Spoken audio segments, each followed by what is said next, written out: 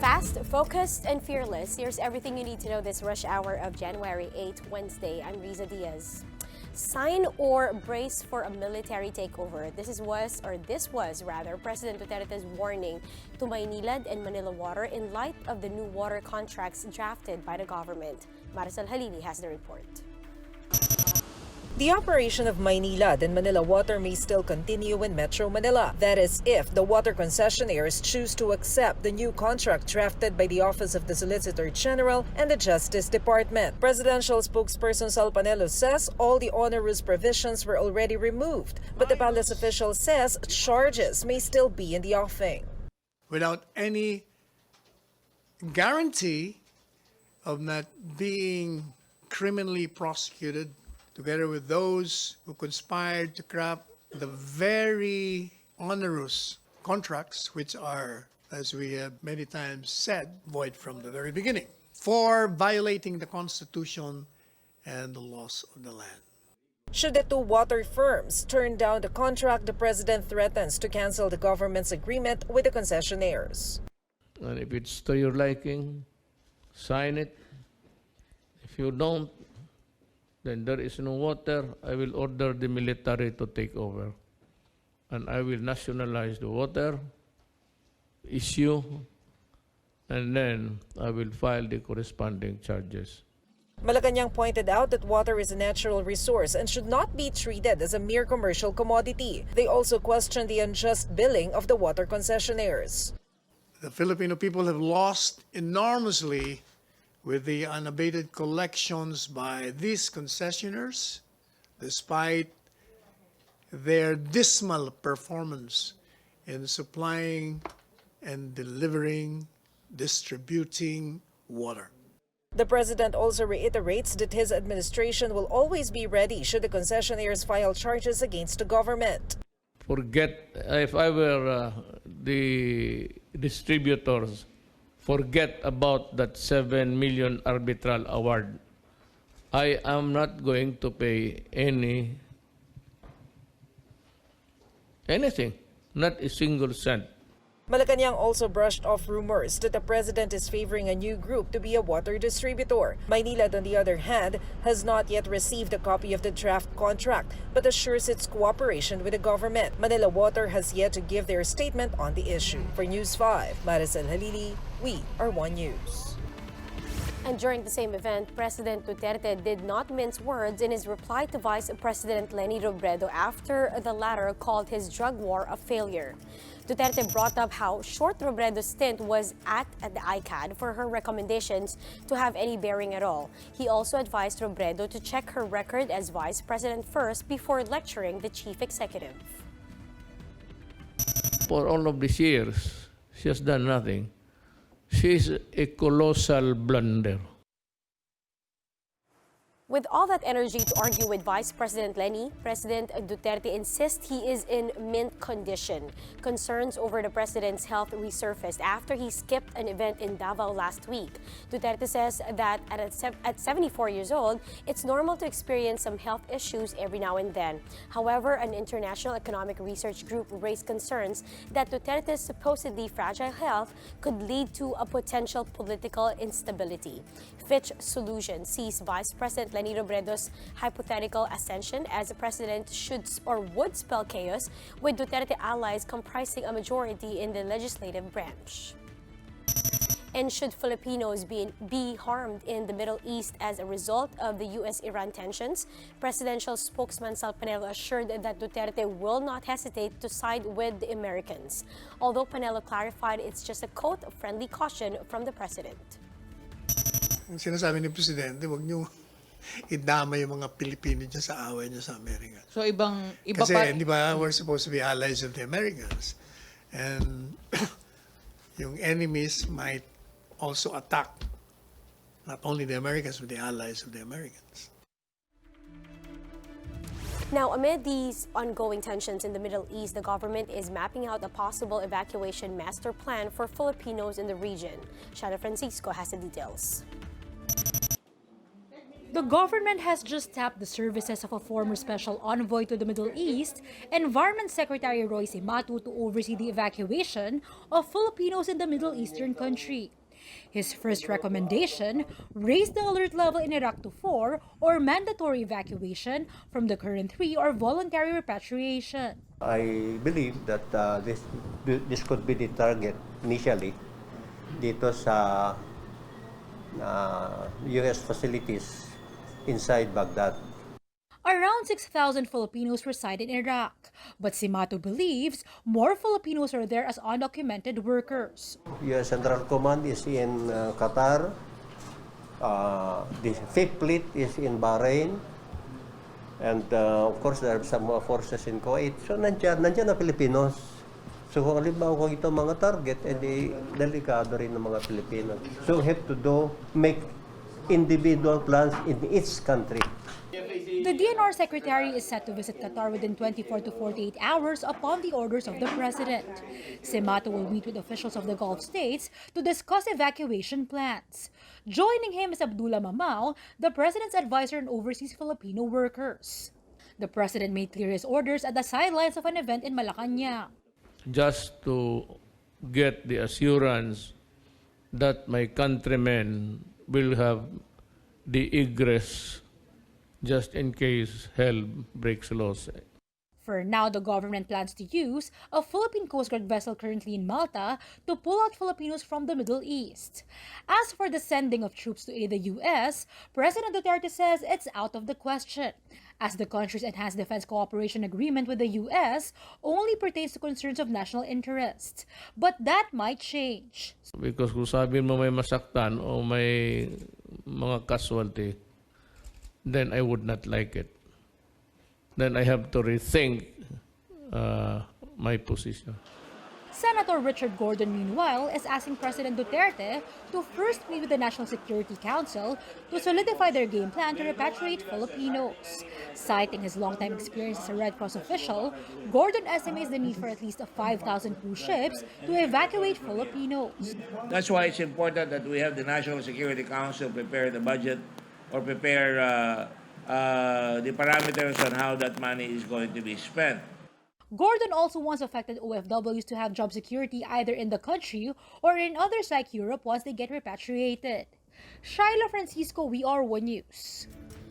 Now, in the face of possible oil supply issues arising from the conflict in the Middle East, the Energy Department warns that this could lead to jacked up fuel prices. Marian Enriquez reports. Japan, China, and South Korea. These are the countries' possible alternative sources of oil, says the Energy Department, should tensions continue to run high between the U.S. and Iran. The agency estimates 30% of the country's oil supply will be crippled by the ongoing conflict. But why so if the Philippines doesn't import directly from Iran? The country gets its stock from Saudi, Kuwait, Qatar, and Oman. But in order to get there, the ships have to pass through these choke points in Iran, the Strait of Hormuz. The DOE says pivoting to our Asian neighbors for oil will cause a spike in prices. That's why the DOE has met with private companies to ensure enough supply.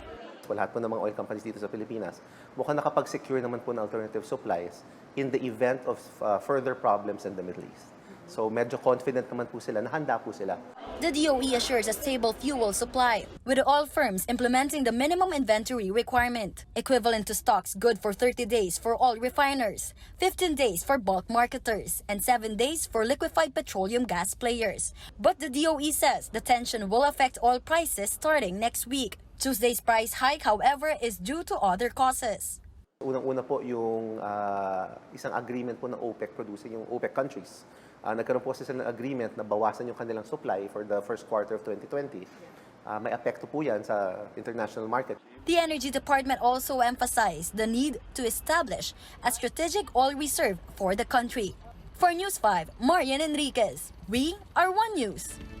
Let's check in with the latest developments around the world. Chaos ensued at the homecoming of the Iranian commander killed in a U.S. airstrike, Qasem Soleimani, in his hometown in Kerman. At least 35 people reportedly died in a stampede, while 48 others were injured. This marked the end of a three-day mourning period for the military commander. Although it looks like this is only the beginning of the rising tensions between the Americans and the Iranians, as the leader of Iran's Revolutionary Guard, Hossein Salami, pledged to, quote, set ablaze places supported by the U.S. Firefighters in Australia took advantage of the cool weather on Tuesday to strengthen containment lines around almost 200 wildfires. Fires have razed more than 8 million hectares of land, killing 26 people and destroying thousands of homes. Amid the deadly bushfires, the Insurance Council of Australia has raised its estimate for damage claims from the fires to nearly $500 million. Japanese prosecutors have issued a warrant of arrest for the wife of Nissan Motor boss Carlos Ghosn. That's amid their efforts, to capture the international fugitive who fled to Lebanon. However, the justice minister in Beirut only confirmed receiving a red notice regarding the arrest of Ghosn, but not his wife, Carol. A day before the annual procession of the Black Nazarene, thousands of devotees already flocked to see the icon up close in this year's pahalik. Now, to give us the latest, we have JC Cosico reporting live from the Quirino Grandstand. JC, good morning. How's the second day of the pahalik going so far? Yes, Riza, since Monday night, devotees have been coming in and out here in the Quirino Grandstand for the pahalik of the Black Nazarene. This despite heavy rains last night. More devotees flocked the venue on Tuesday, some bringing jackets and using towels to cover their heads and other makeshift covers to protect against the rain. According to some devotees we talked to, they don't mind this little inconvenience in their visit to the revered image of Christ. Ito po ay sinalukbong po namin sa ulo. Yan lang po. Para hindi po kami mabasa kasi galing po ako sa pagtitinda. Wala sa aking hirap. Basta, ewan ko parang pagkay Nazareno talaga number one supporter talaga. Because of the long lines that have reached the corner of Katigbak Drive and the entrance at Calo Drive, vendors also took the chance to sell memorabilia to devotees. Some attendees of the pahalik also brought their own chairs to make the wait more bearable. Others decided to pitch tents near the grandstand and were ready with their own home-cooked meals. Annalisa here is with her family as they braved bad weather just to get a chance up close with the Black Nazarene.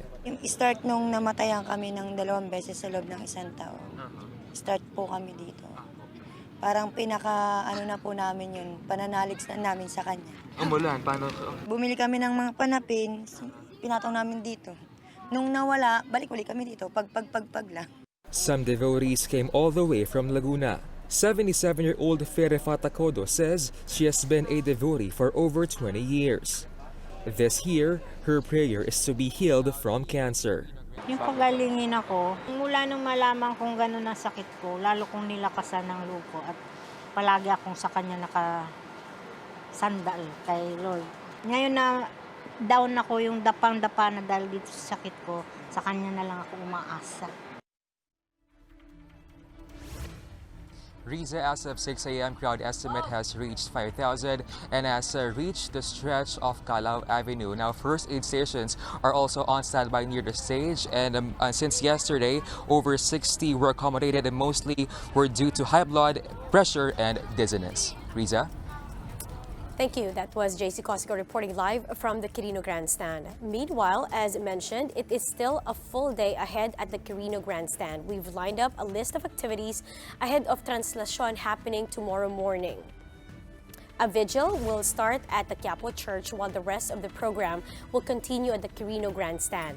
This will start at 3 o'clock in the afternoon, followed by the Panalangin sa Takip Silim at 5 p.m.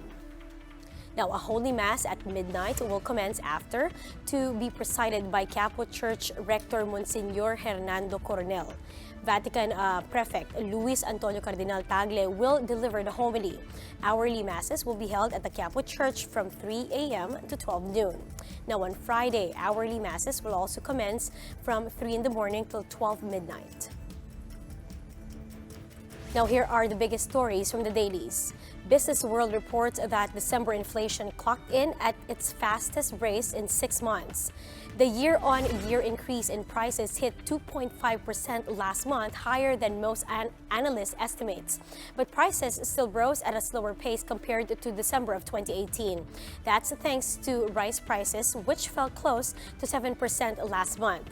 Now, rice prices have been steadily falling for 8 straight months.